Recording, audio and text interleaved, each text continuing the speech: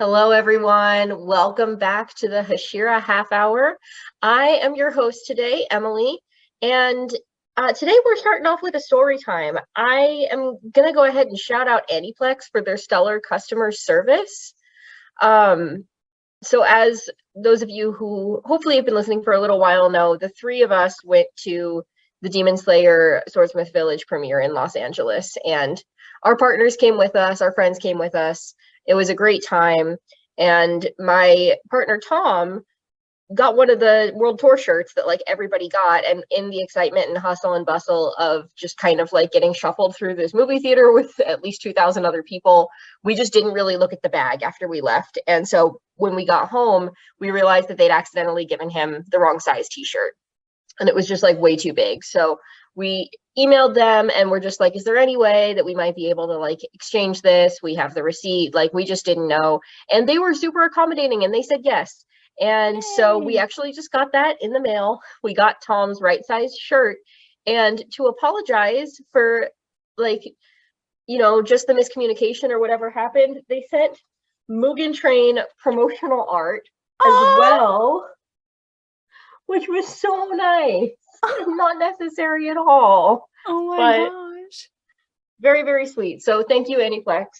10 out of 10 recommend. Order your figures and stuff from Aniplex so they can make the money. But snaps for Aniplex. So nice story. We love that for Tom as well. He's not here today, though. As always, I'm joined by Bryan and Hannah. Honestly, that Enmu in the top right corner, or top left because it's reversed. I love it. It's so good. Honestly, Aniplex for the win. Not only are they great animators, they're also great servicers, I guess. But I'm super excited for this episode. The heat is on, the boil is roaring, and we are here to fight some demons, folks. Me too. Hey, everyone, it's Hannah, and I am excited to gather together to talk about The Gathering. That was bad, but that's the best I could come up with. Well, we're gathered. And as we're gathered here today, we begin our episode. And little Miss Nezuko, much like I am planning to be in about 2.5 hours, she's already asleep and safely stored back in her box. What's in the box? So in this moment, we cut back to Tengen and Gyutaro, and Gyutaro surmises that Tengen is someone special or is born with talent because he's already kicking some ass in this fight. Tengen disagrees and actually chides the demons a little bit for this belief and says that they haven't seen the real world and the vast people in it, and so they do not know what somebody truly gifted would be like. But this led me to thinking, why would Daki and Gyutaro choose to stay in the entertainment district? What do you think? I think it's a good spot for them. They've been very successful there. They've talked about how many Hashiras they've killed each. I think it was 7 for her and 13 for him, I think is what they say.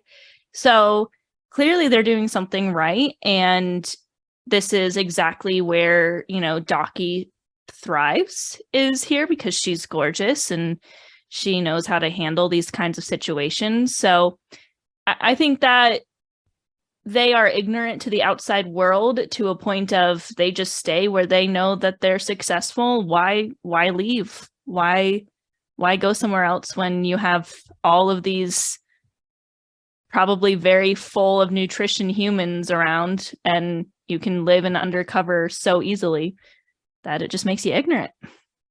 I mean, much like the American Congress, why would you go somewhere else if you can just stay where you are and do nothing? Oh my god. Nonetheless, though, I do relate to Tengen's statement in the sense of being called privileged and being like, you are so gifted. And I think it's a very quick nod to the fact and the reminder that you never know what really someone is going through each day to day, and you don't know the experiences that have shaped them to be the person they are in the moment in front of you. So while it's tempting to judge those very quick off the bat, you will be able to to eliminate some of that uncertainty really quickly as you get to know them. So just give yourself a minute to breathe while you take in whoever's new. Side note, he mentioned that Moichiro literally became a Hashira 2 months after picking up a sword in that moment. Snaps for our boy. That's incredible. Tanjiro went through a 2-year training and he's still not even there. Just saying. Gen Z breaking barriers once again.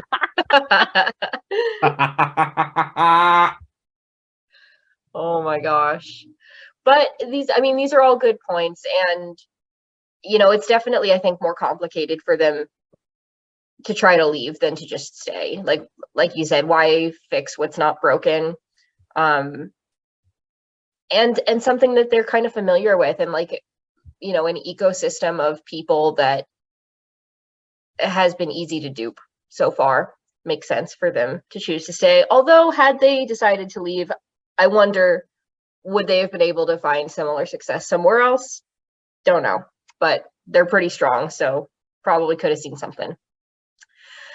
As we're seeing this flashback, or not the flashback rather, but we're seeing this interaction with Daki and Gyutaro, Tengen reveals that he is immune to Gyutaro's blood sickle poison because he's a shinobi and has built up resistance over time. And then it's at this point that we get a Tengen flashback and we learn a little bit about his troubled childhood. While Daki and Gyutaro claim that the shinobi were wiped out, and that's exactly something that someone who is not a ninja would say.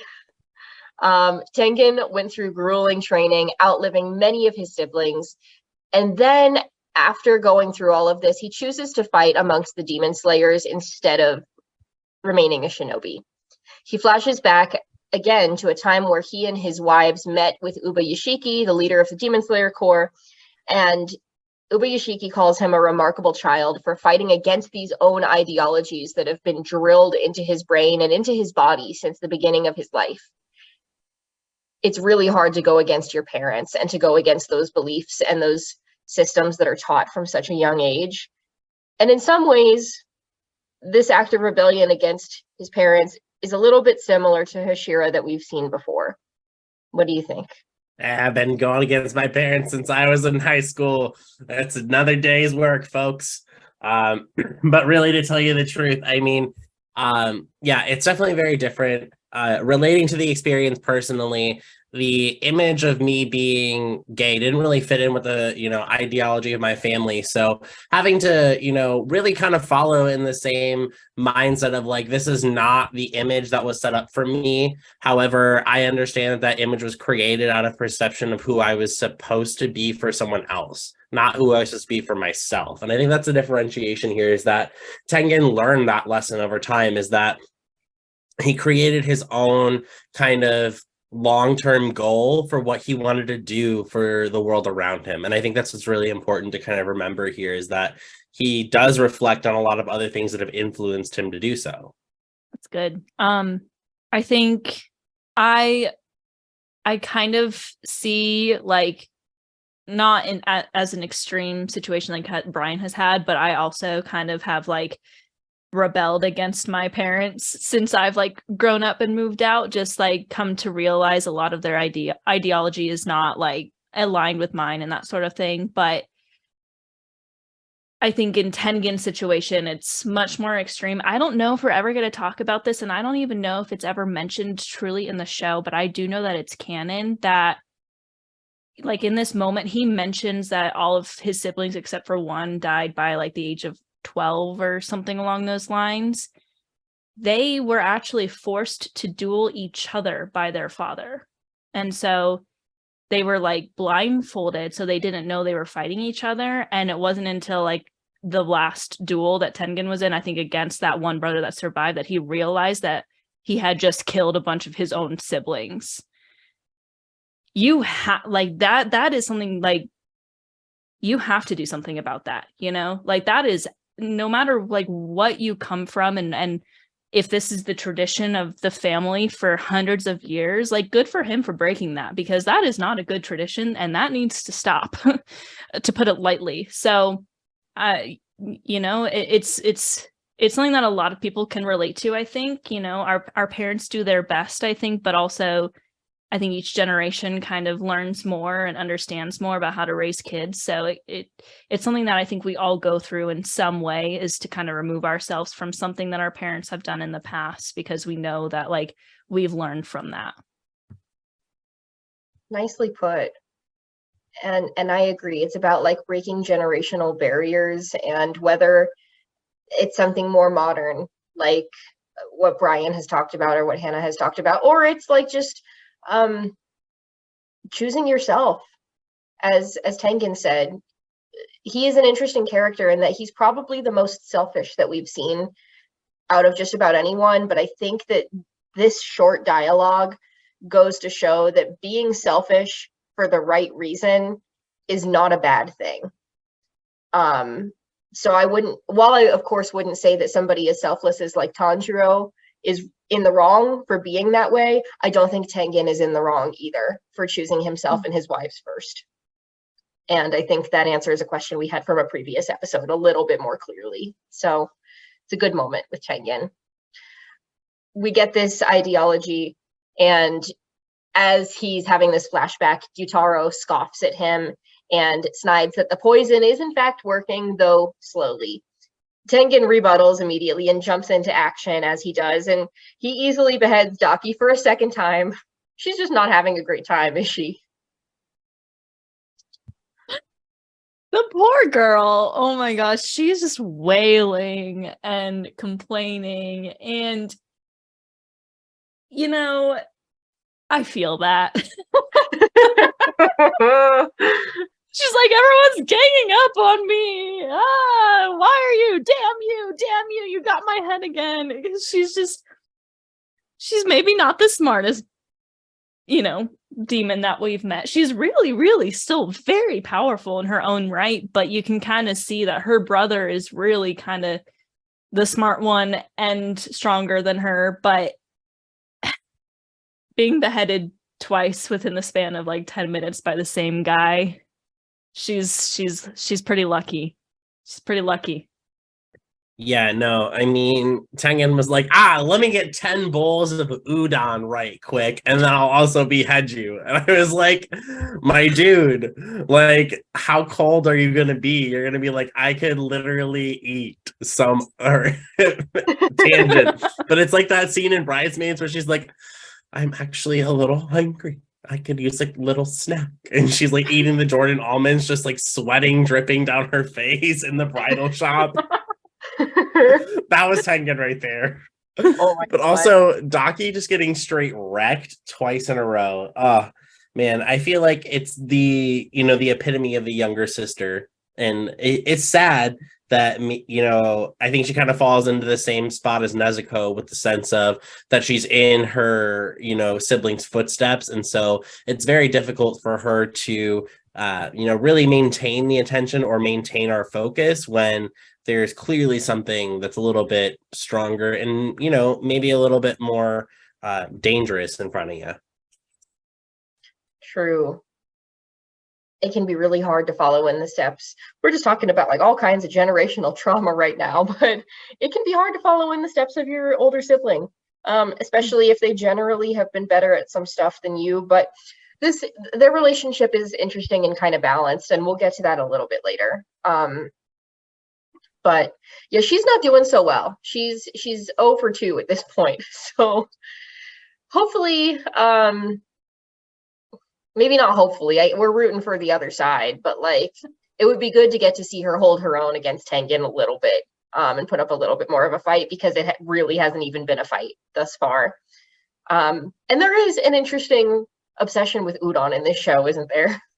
Now that you mentioned that, I'm thinking about that bowl that Tanjiro just didn't get to have like a full season ago. My boy. Let him have his soup. And then Tengen can have 10 bowls of soup, metaphorically. Although he also has zero soups. But soup aside. They don't sleep, no good they soup just here. Eat. They don't sleep to get rest, they eat to recover their strength. That's what it is. Oh, you're right. Honestly, and that is on Naruto Ramen Man.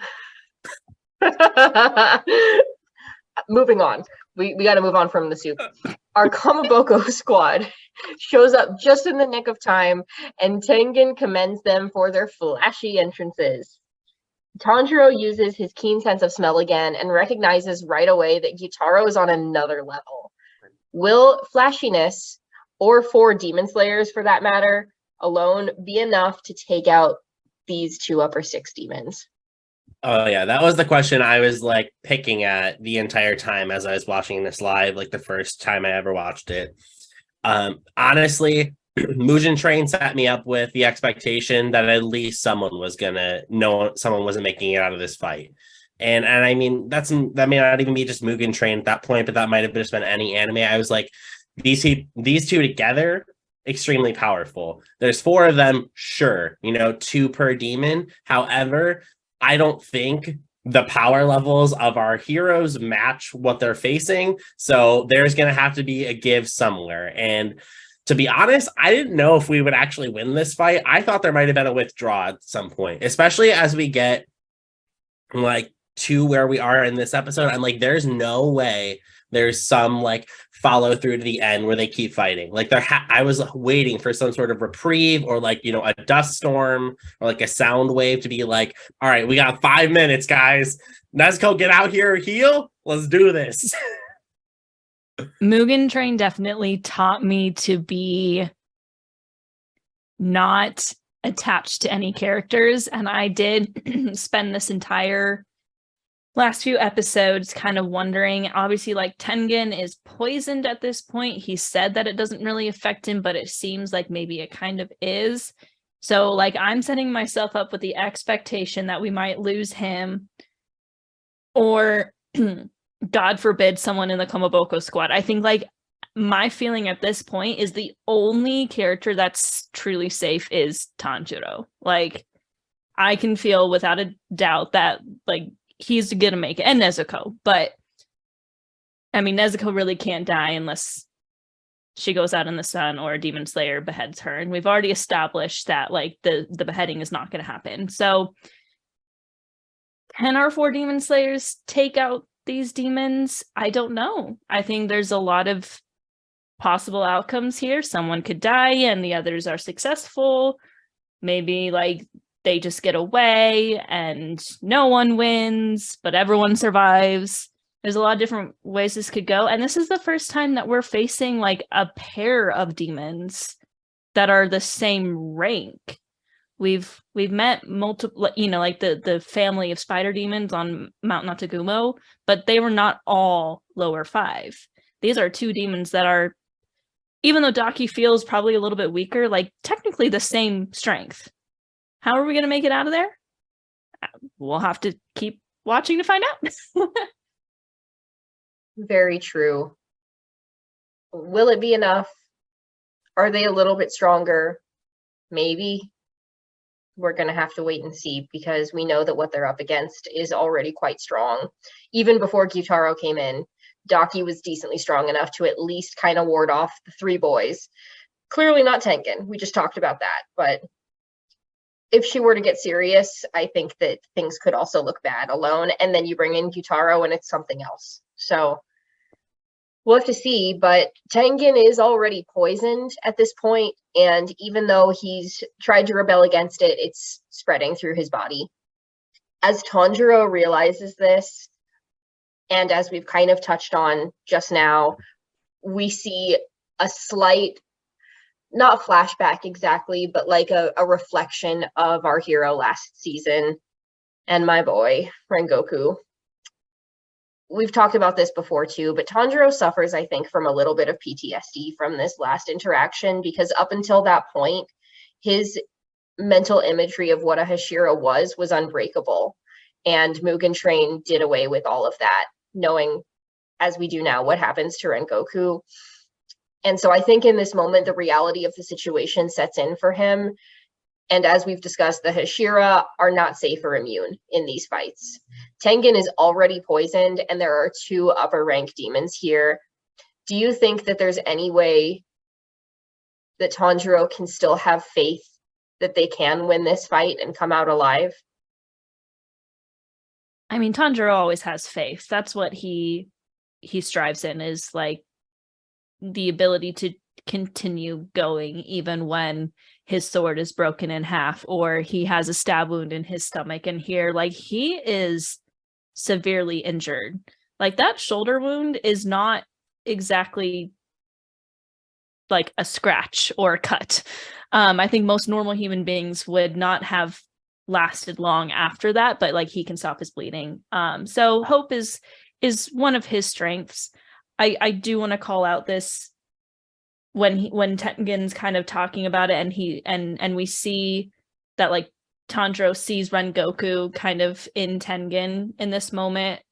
What a powerful moment. And I love how this show just continues to call back to Rengoku, that this character meant something to us, it meant something to the story, but most importantly, it means something to the main character. And it's clearly still really affecting him enough where I think in this moment, yes, you're right, it's like PTSD. Like, he's seeing Rengoku and he's like, what do I do? Like, I can't, like I want to trust this man that's here, but I am terrified that if I do that and I start to allow myself to, like,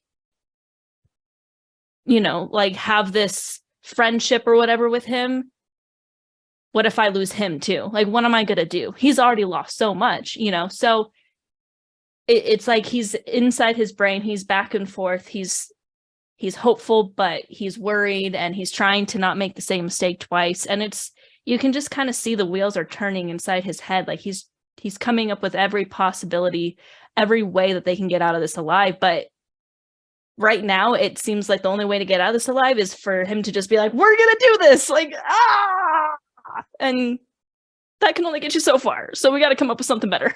Yeah, I think with this one, I mean, me personally, as the viewer, I had mentally prepared myself for Zenitsu dying. Because here's my reasoning.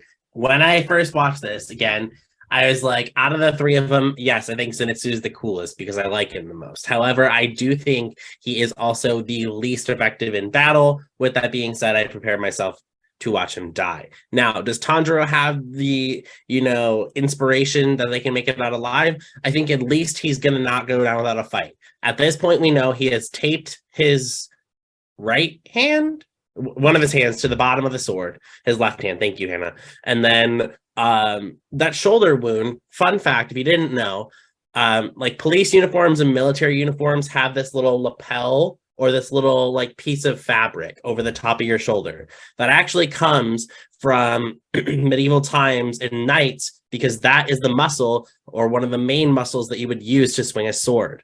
Tanjiro literally has the main muscle that you would use to swing a sword, like literally broken in half. His arm is barely functional to hold the sword, but I mean, he's trying his best. I don't know that trying your best equates with belief, but it doesn't mean that you're not going to like let yourself die without trying. And I think that's what's the most important here is he's going to try just like Rengoku did. I don't think Rengoku walked into that fight being like, I'm going to die. Bye. But hey, sometimes it'd be like that as a demon slayer. Yeah. I mean, that's really interesting, Bryan. I didn't know that little bit about the muscles, but very intentional. Another intentional choice yet again on behalf of the Demon Slayer storytellers. I have always wondered with that wound, I'm like, I feel like that would really affect his ability to move that arm, which makes sense that that's the arm that he has tied to his sword, because like he clearly is lacking strength in that arm. So that makes sense. Thank you for that fun fact. Very true. And if his mental resolve could be faltering at this moment, his physical resolve is not. He, even though he is beat up, he is willing his body to move forward. And so to some extent, that's also partially the mental resolve too, to get himself at least physically out of that rut.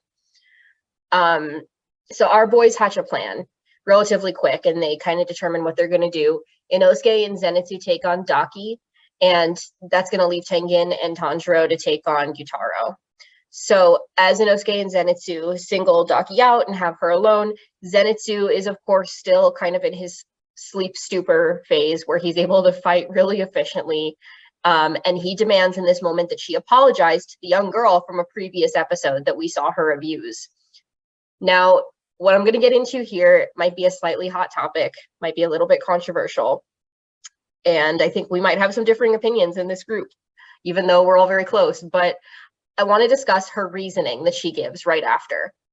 Daki tells us that she will not apologize to that girl because in the entertainment district, women are traded, sold, and treated as property. They are objectified. This is very in line, unfortunately, with how a lot of women are treated in the world still, and how a lot of them are portrayed in media and particularly in anime. Even Demon Slayer, in my opinion, is not necessarily immune to the unrealistic physical portrayals of women. What do you think about her calling this out when, in a couple instances, the show is kind of a victim of this too? This is a really strong question because I think it tackles a lot. I think to kind of start, I think to a certain extent, it's like the exemplification of human trafficking. Like, while I think Daki did what was wrong, in the same sense, in that red light district, those are the rules of the environment that you're working in. So unfortunately, I see where Daki's coming from. Like, that is how that world works. And while I don't agree with the context it stands in, I think it is how the world continually works. And I think it's kind of that exemplification of like, this is not just something that happened so long ago, but it's still something that we can portray right now. And so I think Daki obviously lacks the compassion to understand where the money loss is not near as great as the trauma she caused. But I also understand that that is her job. Like, that is her way of survival, unfortunately. And while her way of survival really does get in the way of everybody else around her, it's still a difficult choice or a difficult call to evaluate what's right in that moment. This is a good question. I totally agree. Obviously this is Taisho era, so this is early 1900s. The world has come a long way since then, obviously, but that was the way they lived. That was, like Bryan said, what she's saying here, we don't agree with, obviously.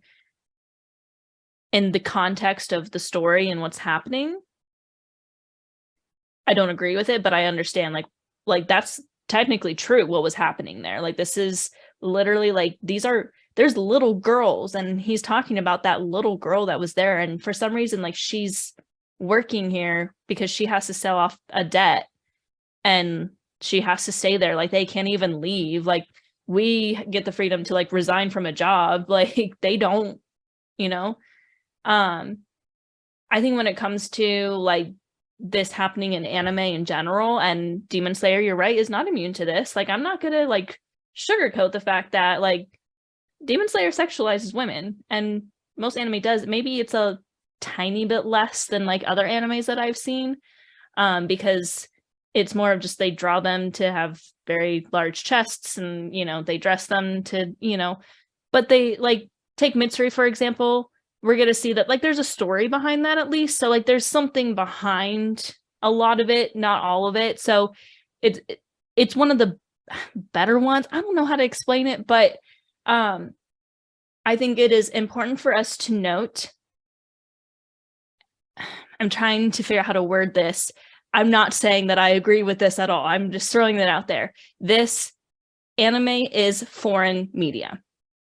We as Americans don't necessarily always understand things in anime, because anime is literally the Japanese word for cartoon or animated show. So soapbox for a moment, if you're talking about anime, it is a Japanese cartoon. Therefore, if you're saying Avatar Last Airbender is an anime, I kind of disagree with you since I started learning Japanese. That's another tangent we'll go off on later. But I think Japan does a lot of things right. I think that like I've been doing a lot of research, and we all know like it's much safer to walk the streets. The kids can do errands at like 4 years old. They start going to school by themselves because the streets are safe. There's been less than 10 gun deaths there like in the past year, which is like absolutely incredible. As Americans, we sit here and but Japan has this side to them that is obsessed with cartoon characters being sexualized, and that is still a thing. Like, there are posters, you can walk the streets. There are certain cities that have found loopholes in the new laws that are supposed to keep situations like this town in this era from happening. I'm going very long on this, I'm sorry, but this is a good question. And it's like, America's obsessed with sex too, I will say.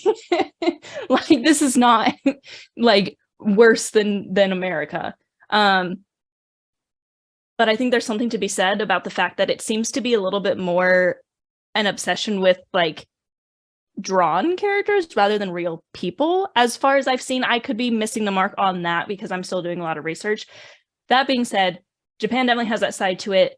They're very into sexualizing female animated characters, and we as Americans see that and just go like, well, what the frick, you know, when it's more normal in Japan. And I'm going way on a tangent here, all to say I think Demon Slayer does it slightly better, and I think Japan is still learning. They're also still somewhat behind the times. I think they're still not very big on tattoos there. They're not very big on gay marriage there. So it's like they're still kind of behind, and they're getting there, but they're not there yet, I think. That's what I'm trying to say. I agree. I think that everything that you guys have discussed so far is really strong. There are just cultural differences that exist, and while we might not have the context to like fully understand or agree with everything, it's not our culture, and that doesn't necessarily excuse things that are wrong if they are just like wrong ethically. But as far as I'm concerned, some cartoon characters are pretty low on the spectrum compared to other things that could happen. So while the characters, and I do I personally think that some of the female characters are unnecessarily sexualized in Demon Slayer, I can agree that it's certainly not the worst that I've seen, and that things are progressively getting better. And at least a lot of the women in this show have a lot of agency. Even Daki is, you know, literally a sex worker in this show. So to me, her character design would make sense that this would be like in line with you know, like the outfits and some of the choices that you might have in that profession. She is still like a strong fighter and a strong villain that is not going to be easily forgettable. And, you know, while she's linked with her brother, she's carried the first half of this Entertainment District arc by herself.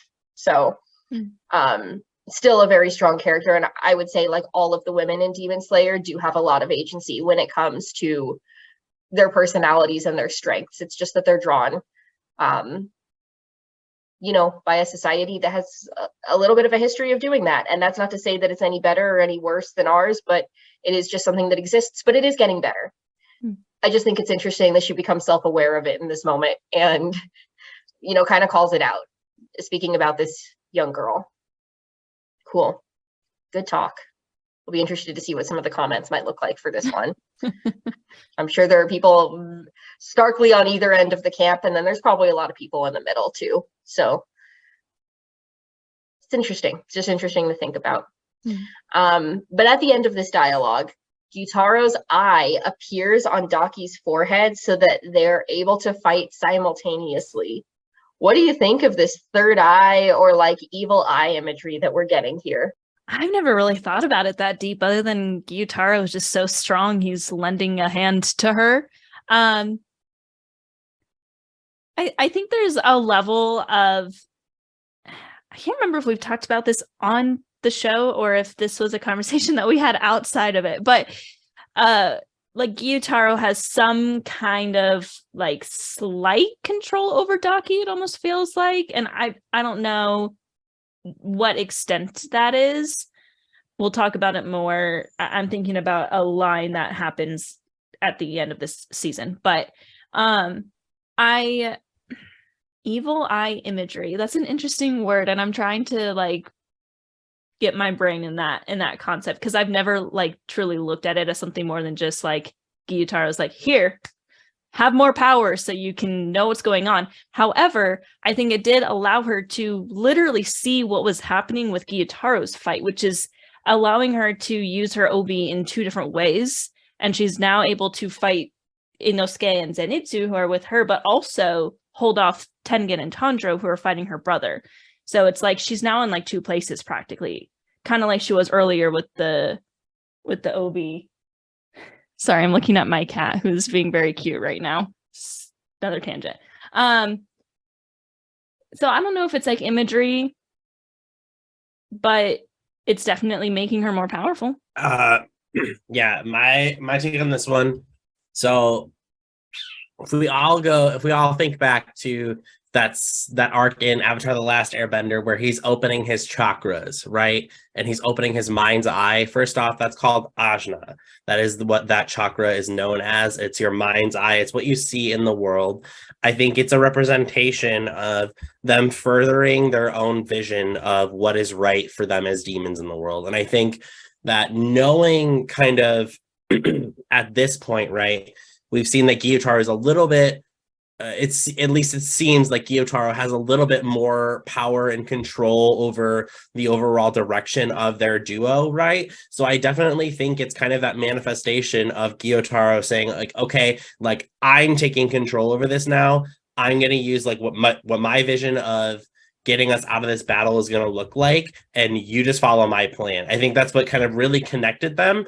I don't know if that's a part of his blood demon art, and then from there they were able to like because they shared some sort of like cellular connection, they were like having two sets of vision at once. That'd be fucking dope if that's true. But at least like that was their like, okay, like let's regroup, let's see what we're gonna do to take our like counterattack from here and like create kind of a future where we're making it out alive instead of these demon slayers, right?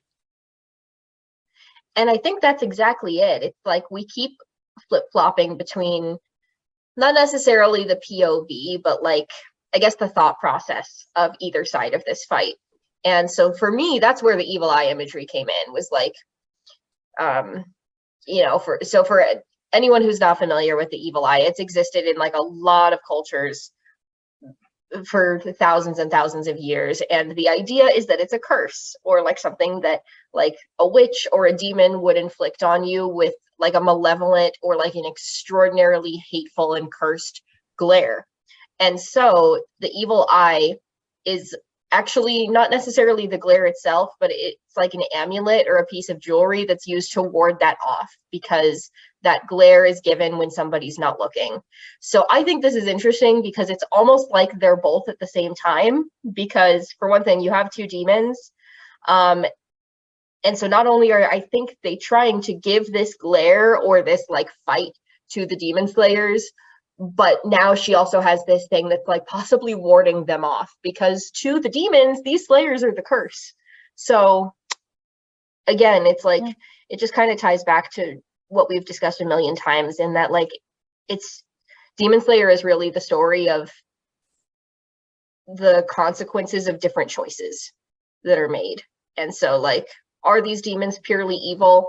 These ones might be a little bit worse than some of the others that we've seen so far, but are they wrong for trying to protect themselves? Not necessarily. So that was where my mind went to. I just think it's interesting, and I think it's intentional, at least a little bit. But yeah. So this is happening with Daki, and Inosuke and Zenitsu are trying to take her down. We cut back now to Tanjiro and Tengen, who are attempting to take on Gyutaro. Although Tanjiro is already injured, we've established this. His fighting shoulder is no good. He's moving more slowly than he was before. And as Gyutaro tries to land a blow on him, he is thrown out of the way by Tengen. He's like cursing himself for having to be protected and not being useful in the fight. And meanwhile, Tengen's like cursing himself for having been poisoned at all. What do you think of the dynamic of Tanjiro and Tengen working together in this fight?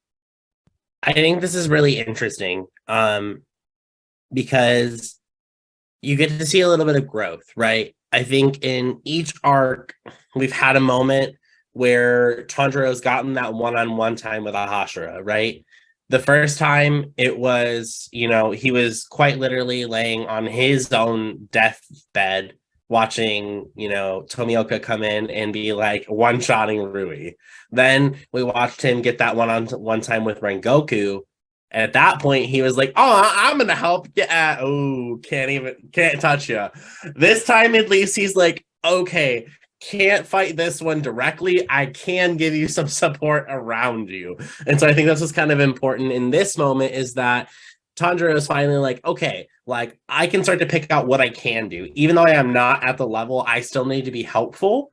And I think this is kind of the thought that maybe Rengoku wanted to instill in him in the like his final moments is that like when you can be helpful, you should be doing whatever you can to support the fight against demons. And I think this is kind of Tanjiro's first moments to enact that feedback. Yeah, I think Rengoku's words are ringing true for him. I think in this moment, like he's very injured and possibly just as exhausted and injured as he was when Akaza showed up in Mugen Train, but he has grown and he's gotten stronger. Before I talk about that, I feel like I have to mention this. This fight scene is the first animated fight scene I have ever watched. And I literally, the first time I saw this, forgot to read the subtitles because it is so beautifully done. Shout out to the animators. Spectacular animation in this fight scene. Just a little side note. But Tanjiro and Tengen's relationship that is blossoming in front of our eyes is very personal to me.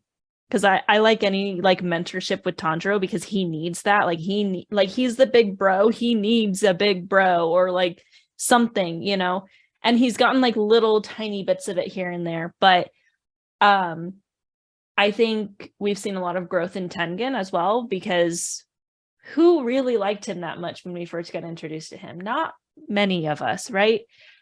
And we're seeing this kind of new side to him where it's not quite like when Goku was just like, don't bother, like you're gonna die if you try and help. Tengen is like, he's still in the fight and he still needs Tanjiro in the fight and he's still keeping Tanjiro in the fight, but he's doing his best to make sure that like he's protected while he fights. So he's like thinking of these all at once. And as they go outside, like he even talks about, like you say, like he's cursing himself because he's poisoned.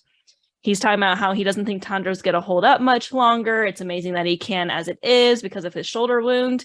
And he's just like thinking through all these things. So we're seeing that like he's also very battle smart, but he's being very protective. And I love that because we haven't seen that much from him yet. And it's just like these little moments. And it's creating a really good dynamic. And they're fighting really well together because of it, honestly. I agree completely. I think it's going to be fun as we move forward through the show, and we're starting to see the precedent set what Tanjiro's relationship is going to be with all of these Hashira. Hopefully over time is like the idea, what can he glean and like what can he learn from each of them and what kind of impact can they make? And we've talked about Rengoku's death not being in vain and that it means something, and like clearly we've already seen some demonstrations of that. And as far as the Hashira go, you probably couldn't get any more different from Rengoku than Tengen. But that's not to say that there aren't still things to learn on both ends. I think Tengen can learn from Tanjiro too. And I think that that's already beginning. So I'm really excited to get to see them fighting together. And even though they're like kind of cursing their own downfalls here, they're doing it together, which is really sweet. So here's hoping that they can pull through. We'll have to see the next couple episodes to find out. So Tanjiro and Tengen are taking on Gyutaru. And while this is happening, Hinatsuru is working in the shadows. And then she gets her badass moment here and she hails a rain of kunai knives down on all of them. Gyutaro quickly works out that they are probably steeped in something. And we come to find out it's wisteria poison. As we've said before, poison is usually a woman's weapon, and so we see Hinatsuru get to use this. But something that's interesting is that Gyutaro also uses poison. as part of his fighting tactic. What do you think of this dynamic and kind of flipping this idea on its head? I really like this dynamic because I think it shows that being a poison user doesn't mean that you're weak in other ways. Because like we have Shinobu who like can't behead a demon, so she uses poison, which kind of like lends itself to saying that she's weak in other ways, but she's also extremely fast and is said to be able to beat Tengen in a foot race or something along those lines, like crazy fast. And now we've got Gyutaro, who's really strong but uses poison. We've got Hinatsuru, who we haven't really seen fight yet. She was really injured and she was just showing up here. But I think it shows her strength that she was, recovering from poisoning herself. And she's carrying this like super heavy thing and she's going at it. Like she doesn't miss a beat with trying to throw these knives at Gyutaro. So I think like each one of these poison users that we've met have different dynamics, but I don't think any of them use poison just as like a crutch. I think poison just enhances what they're able to do. And I think that's really interesting. Yeah. I think I have a little bit of a different take on it than Hannah. And I think my reasoning here is that the poison used by our protagonist is always this refined.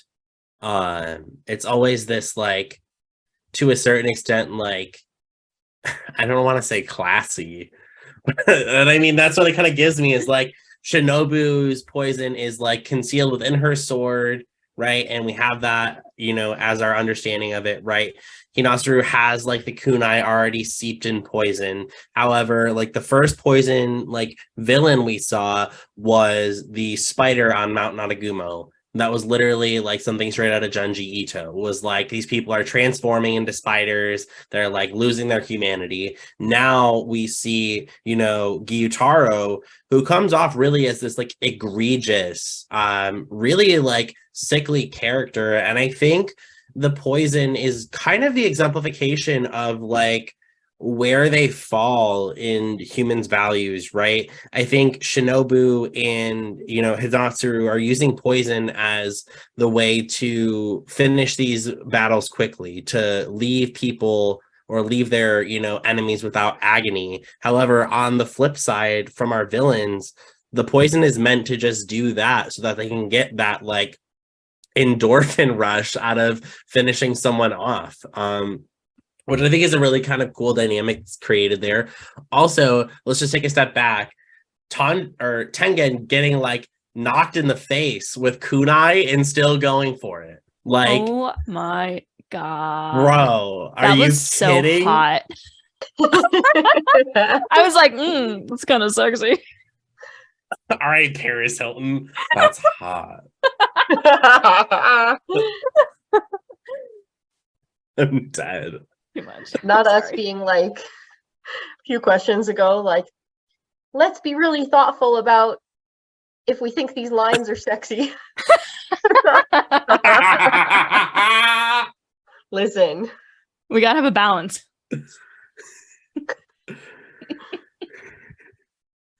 Oh my gosh.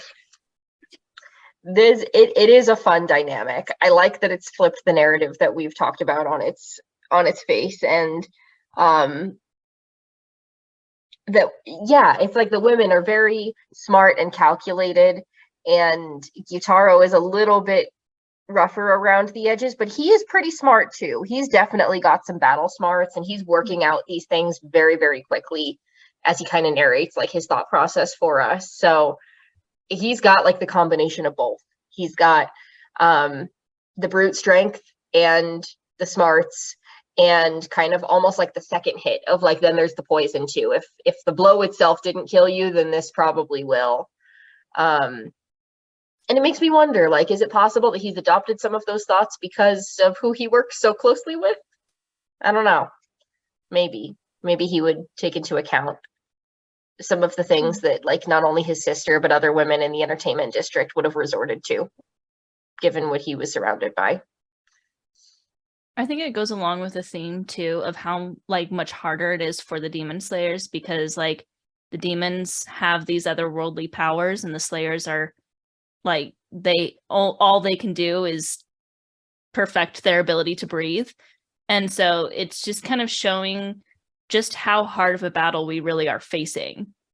Because like yes, Shinobu, Hinatsuru, like they can use this poison, but it does kind of like make up for other things that they maybe are lacking in with Gyutaro. Like it's showing like that kind of unfair disadvantage that they have, which makes it all the more powerful when the Slayers do win, if this battle were to happen in that way. So it's showing us like just how hard the Slayers are working, because like they had to perfect that poison. They spent years and years and years perfecting it and experimenting with it, while Gyutaro's probably was just able to be created because he's a demon. So, you know, we're seeing that like really, really, really hard work and effort, and then just a demon who's able to do it because he's a demon. So it's like that interesting power dynamic as well. Absolutely. Well, this brings us close to the end. He's in a tough spot now, Gyutaro, between the wisteria poison, not being able to regenerate, and a Hashira and a really close to Hashira OP powered Tanjiro in this moment, seeing a chance, rushing in together. Tanjiro's got his blade to Gyutaro's neck, and then the episode cuts off and it ends. What do you think's going to happen next? Bro, it's always so hard to know kind of what comes next in a Demon Slayer episode, right? Especially now that we've gotten a couple flashbacks in the middle of these fights too. So it's always kind of hard to predict, like, is this going to be like a motivational, like before the head comes off, like a flashback for power, or is it going to be like a you thought you had this going for you, but you really didn't?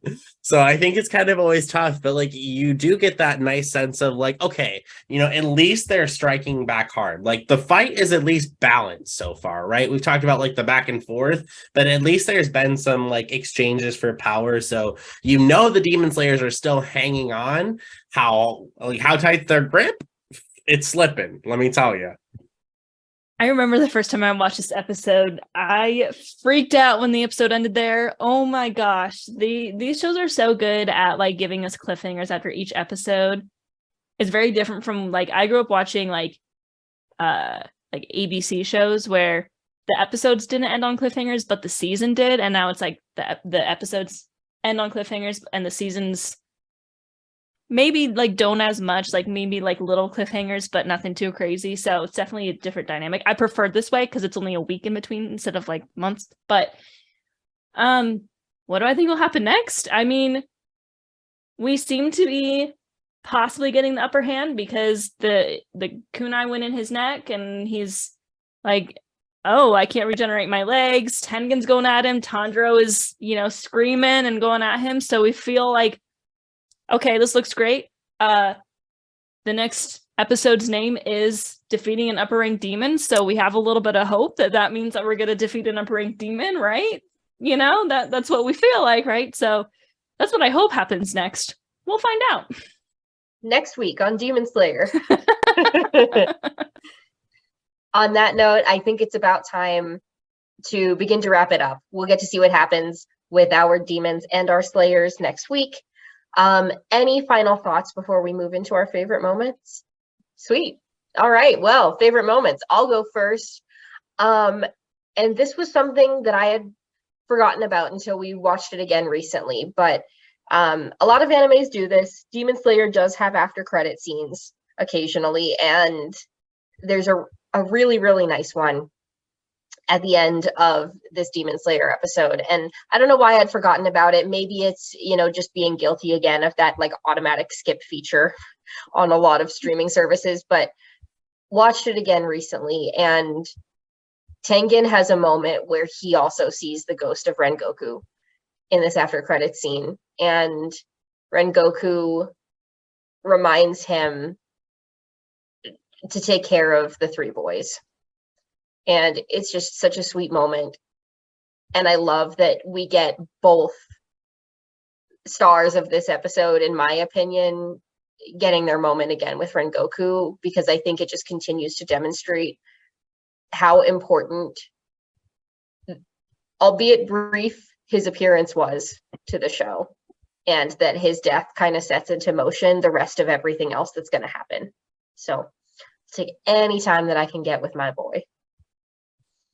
That scene does melt my heart. I also love how he's like, oh, take care of young Kamado, the yellow boy, and the boarhead boy.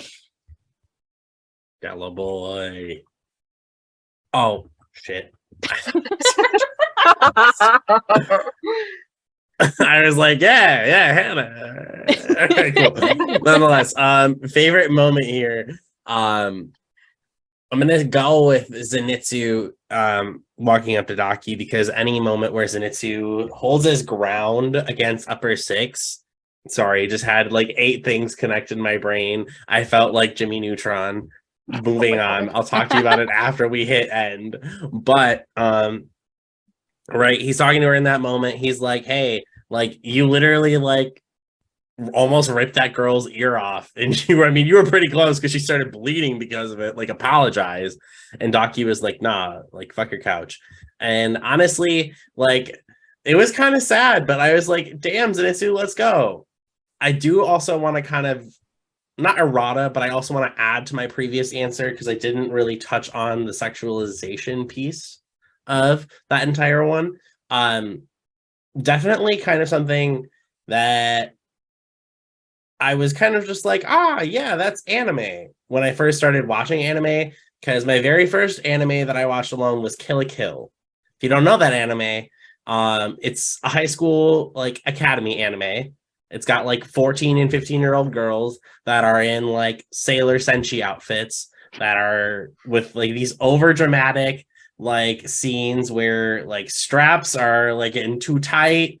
And then I've also watched like Kakegurui, and like the problem is that I love these stories so much. However, when I watch the sexualization of these characters, it's just like, god damn it. I'm like, come on, we could have gone without it. Like Naruto, there is so much stuff in Naruto that there would be absolutely no way this shit would hit the air if it came out today. However, like, you look at it through the lens of like, thank God we're no longer in these years, because my God. And I mean, even still, like, kind of like something along the same lines of what I'm talking about is the BDSM teacher from My Hero Academia. You know what I'm talking about. The Midnight. guy, the lady that, Midnight. yeah, Mineta freaks out over her. Like, even she is like still pushing the boundaries, and she's supposed to be an adult as a portrayal. My favorite moment is the flashy entrance of the Kamaboko squad. I love how Tengen's like, oh, you guys, like, talk about flashy entrances, and then he's like, these are my 3 Suguko, even though we know they aren't. Like, he's like fully like, all right, like, these are my boys, like, I'm gonna fight alongside them. Only a few episodes ago he was telling them to leave, and then he was gonna take it on himself, but he's like aware that he needs them.